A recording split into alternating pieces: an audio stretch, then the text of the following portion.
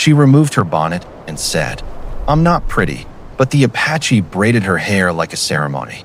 Friends, before we begin, if you love these kinds of forgotten frontier stories, give this video a like, leave a comment, and tell me, where in the world are you watching from tonight? The wind on the high desert carried the smell of rain that would never come. It was the smell of dry earth longing for water, the kind of scent that made even the strongest rider slow his horse and breathe deeper. That afternoon, a wagon sat half-broken on the trail. A wheel sunk into dust as fine as sifted flour. Beside it, a woman in a faded blue dress stood with her bonnet in her hands. Her name was Eliza, though in later retellings she was called simply the woman with the braids. She had been traveling alone for 2 days after her. Driver had fled, gone with the mule team, and a half-barrel of water, leaving her to the mercy of the desert and whatever souls might pass by. When they found her, the Apache scouts said nothing at first. 2 men on horseback, their braids tight, eyes steady as they circled the wagon. They were not raiders that day. Their horses were light with no packs, their bows wrapped for travel. They saw her standing there, bonnet clutched, hair falling loose in the dry wind. "I'm not pretty," she said softly when one of them dismounted, though he had not asked. Perhaps she thought beauty was all anyone cared to judge. Perhaps she wanted to explain why she had been left, as if it could excuse another's cruelty. The younger of the 2 stepped closer. He looked at her not like a man deciding if she was worth saving, but like a craftsman deciding how to mend something that had been carelessly broken. From his saddlebag, he took a comb carved from antler, smooth and worn by years of use. He motioned for her to sit on the wagon tongue. The wind pressed the dress to her knees. Without a word, he began to untangle her hair, not hurried, not rough, as though the strands were threads in a story he had been waiting to tell. The other scout stood watch, his eyes on the ridge where the sun burned gold against the stones. Time slowed, the world shrinking to the sound of the comb, the feel of fingers separating locks, the gentle weight of tradition moving through his hands. When he began to braid, he did so in the way of a ceremony, weaving not only hair, but something unspoken, something she would carry long after she left that place. It was a braid meant to honor, to mark survival, to tie a soul back to the living. When he finished, he tied the end with a strip of red cloth. He did not speak. He did not smile. He only placed the bonnet back into her hands and mounted his horse again. They left her with the wagon as the wind picked up, a storm brewing in the far hills. But the braid stayed, and in the years that followed, those who saw it said it was not hair at all. It was a promise. The storm never came that day, though the clouds swirled like spirits gathering for a council. Eliza walked beside the wagon until her legs ached, the braid brushing against her shoulder as if reminding her. She had been seen and spared. By the second night, she had made camp near a creek bed gone dry, the stars cold and sharp above her. That was where she first heard the hoofbeats. They came softly at first, as if the rider was letting the desert decide whether to welcome him. When he emerged from the shadows, he carried himself, not like a man looking for trouble, but like one who had been riding beside the wind for so long it had claimed him as its own. His hat was wide-brimmed, his coat weather-beaten, and on the saddle behind him was a rolled blanket that seemed too small to hold all the weight of his journey. He didn't dismount right away. Instead, he studied her campfire as though flames could reveal the truth about a soul. When he spoke, it was in a low voice, almost swallowed by the night. A lone wagon in Apache country. You're either braver than most, or you've been left behind. Both, Eliza said, and her voice didn't shake. He eased his horse closer, his eyes catching the faint red cloth at the end of her braid. He noticed it. She could tell, but said nothing about it. Instead, he asked where she was headed. She didn't answer directly. In truth, she no longer knew. The destination she'd once believed in had been taken from her the moment the driver abandoned her. Finally, he swung down from his saddle. His movements were careful, like someone who had learned the cost of sudden gestures. "Name's Calder," he said, feeding a stick into her fire. "I'll ride with you a while." The desert night was quiet except for the crackle of wood. Calder spoke little, yet his silence felt different from others she had known. Not cold, not judging, simply deliberate. He asked no questions about her past. He didn't need to. Out here, the present was heavy enough to carry. By morning, he had repaired the wagon wheel with a strip of leather and a handful of wooden pegs he carved by the firelight. When she asked why, he shrugged. The desert takes enough from people. Doesn't need my help. Before they moved on, she caught him glancing at the braid again. There was recognition in his eyes, though she didn't understand it then. It was as if he had seen that kind of braid before. Somewhere far away, perhaps, on another soul who had been spared when the desert had no reason to show mercy. They traveled together in silence for 2 days, the wind pushing sand across their path. On the third evening, Calder pointed to a line of smoke on the horizon. Trading post, he said, but his voice carried something else, a warning, maybe. Eliza touched the braid unconsciously, wondering if it would mean anything there, or if it would mean too much. The smoke rose thin and gray, curling against the pale sky as if reluctant to be seen. Calder's horse shifted under him, uneasy, and even Eliza could feel the change in the air. The trading post was still miles away, yet its presence reached them, heavy and watchful. By the time they arrived, the sun was lowering into that strange copper light the desert saved for moments of decision. The post was little more than a cluster of adobe walls, a hitching rail, and a low-roofed building with a sagging porch. A single flag, its edges frayed into whispers, hung motionless in the still air. Inside, the scent of dried tobacco and wool mingled with the dust. A few men sat at a table in the corner, their cards limp in their hands, eyes flicking up when Eliza entered. She felt their stares slide from her face to the braid, to the red cloth tied at its end. The room grew quieter. The shopkeeper, an older Mexican man with eyes like cracked amber, greeted Calder with a nod but said nothing to her. Calder purchased dried beans, coffee, and a coil of rope. Eliza wandered toward the back shelves, but everywhere she moved, she could feel the men watching her. One of them finally spoke. His voice was rough with whiskey. "Where'd you get that braid, senora?" Eliza froze. "It was given to me." The man leaned forward, his chair creaking. "By who?" Calder stepped between them before she could answer. "We're just passing through," he said, his tone even but edged. "Not here for trouble." The man's gaze lingered on Eliza, the corner of his mouth curling into something that wasn't quite a smile. "Some braids," he muttered, "ain't meant for white women to wear." They left soon after, the weight of those words following them into the cooling air. Eliza wanted to ask Calder what they meant, but the way his jaw tightened told her now was not the time. They camped that night on a rise overlooking the post, its faint lantern light glowing in the distance. Calder sharpened his knife by the fire, the rasp of steel against stone steady and unhurried. "You don't need to tell me everything," he said at last, not looking at her. "But you should know, that braid, it isn't just a kindness. Among the Apache, it's a mark. It says you've been spared. It says someone claimed responsibility for your life." Eliza stared into the flames, the meaning of it settling over her like a second skin. She hadn't asked for it, hadn't even understood it, yet now it was hers to carry. Somewhere in the distance, a coyote howled, the sound low and drawn out, as if reminding her that the desert kept its own records of who belonged and who did not. The trail bent south, pulling them toward a place Calder called the Dry River. Once, it had run deep enough to carry rafts of cedar logs to settlements farther east. Now it was a pale scar across the land, its bed cracked and white under the sun. They crossed it at midday. The heat pressed down like a hand, and even the air seemed tired.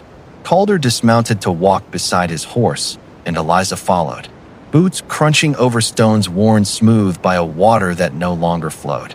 Halfway across, they came upon something that stopped her in her tracks, a single earthen jar, unbroken, resting upright in the middle of the riverbed. It looked as though it had been placed there deliberately. Calder examined it, but did not touch it. "Offerings," he murmured, "to the ones who guard the river's memory. Do you believe in that?" She asked. He shrugged, but there was a respect in his eyes she hadn't seen before. Doesn't matter if I do. Somebody does, and that makes it real enough. They moved on, but the image of that jar stayed with her. A reminder that even something long gone could still hold a place in the living world. By late afternoon, they found shade beneath the stand of mesquite. Calder brewed coffee over a small fire, the scent rising bitter and comforting at once. Eliza untied her braid, fingers working through the strands. "You shouldn't take it out here," Calder said quietly. "Why not?" "Because someone might see and think the promise is broken." His words lingered, and for the first time, she wondered not only who had given her the braid, but why. It had felt like mercy in that moment on the trail. Now it felt like a thread binding, her to something she could not name. When they set out again, the wind picked up, carrying with it the faintest scent of rain. But when Eliza looked up, the sky was clear, the blue so wide it seemed to swallow the horizon. Somewhere, far beyond sight, a storm was moving, but not toward them. They saw him first at dawn, a solitary figure on horseback, his silhouette sharp against the pale light. The scarf at his neck was a deep, almost blood red, snapping lightly in the morning wind. Calder slowed their wagon, eyes narrowing. The rider approached without haste, each step of his horse deliberate. When he drew near enough for Eliza to see his face, she caught the faint scars along his cheek and jaw, as though life had carved its own map into him.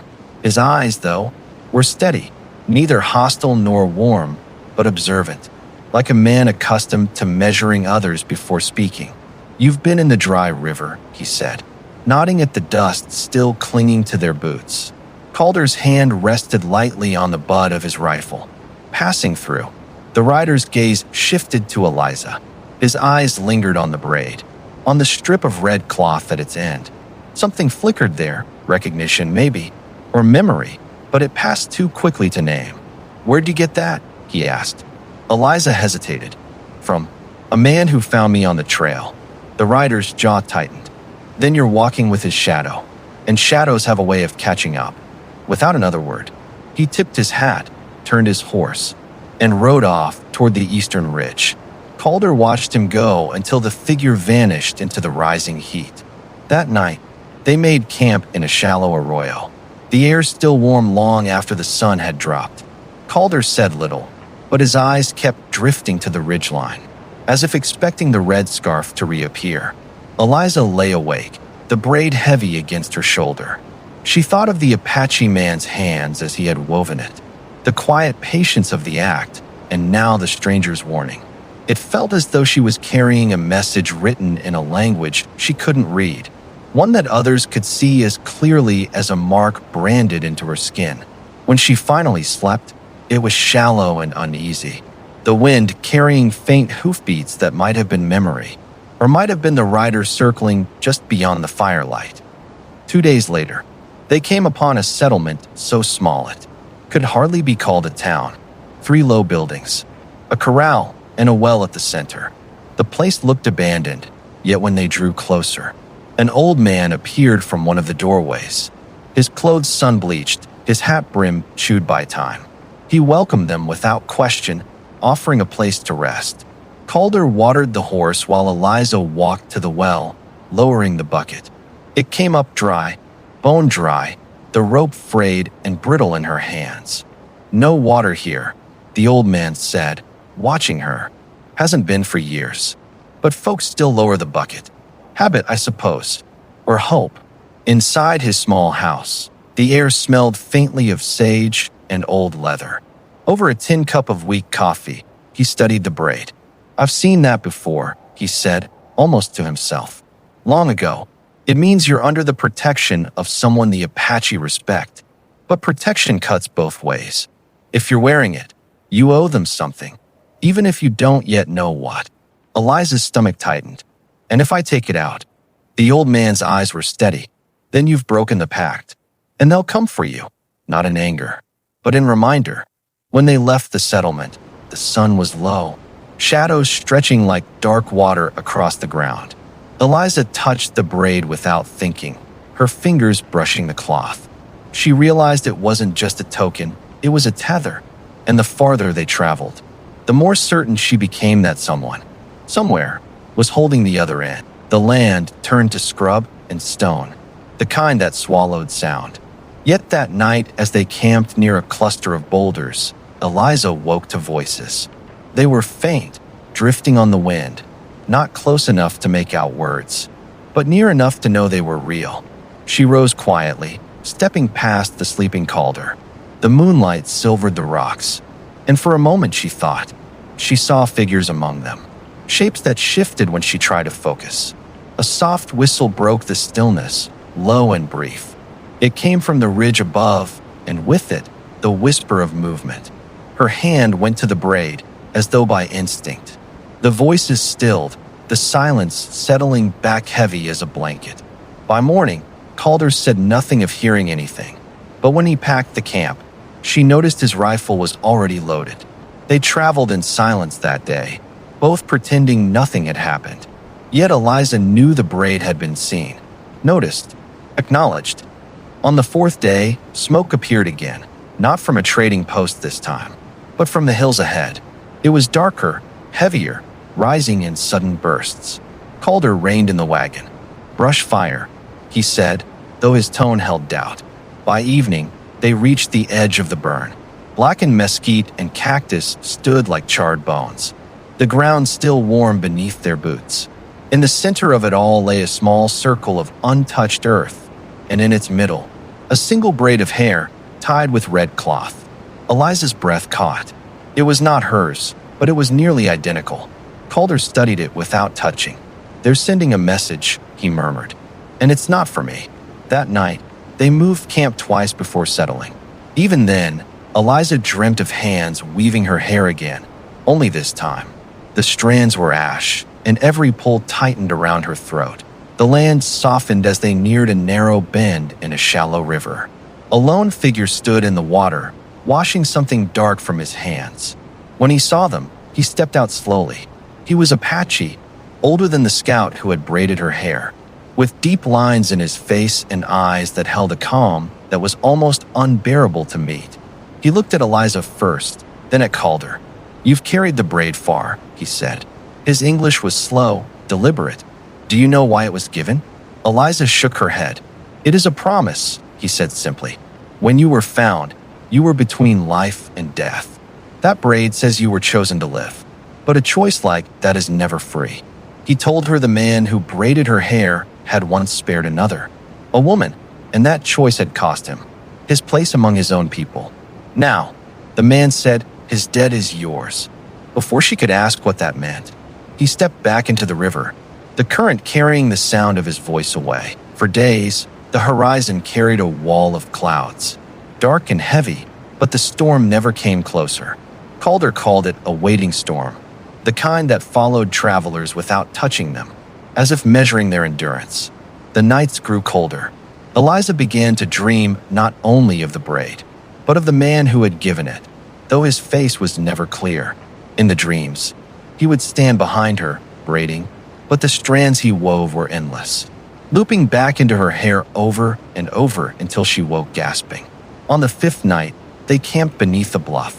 Sometime after midnight, Eliza woke to find the braid undone, the red cloth lying on her chest. She didn't remember untying it. Calder was awake, staring into the dark.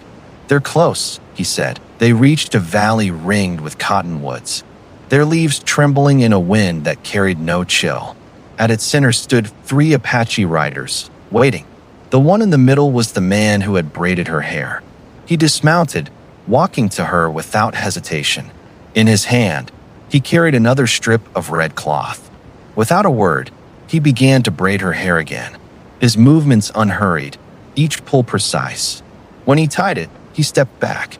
"You carried it far," he said. "Now it carries you back." She didn't understand until Calder stepped aside and the riders closed in around her. It wasn't hostile, it was final. They led her to a small camp in the hills, where a fire burned low. Around it, elders sat in silence. The man who had braided her hair stood behind her, resting his hands lightly on her shoulders. One of the elders spoke. "You live because he chose you. You carry his debt. Tonight, you give it back." They cut the braid, placing it in the fire. The smoke rose straight into the night sky, carrying something she could not name but felt leave her all the same. When it was done, they gave her water, bread, and a new strip of red cloth. She was free to go, but as she walked away, she felt lighter and heavier all at once. And for the rest of her life, whenever the wind moved through her hair, she swore she could still feel his hands there, weaving a promise into every strand.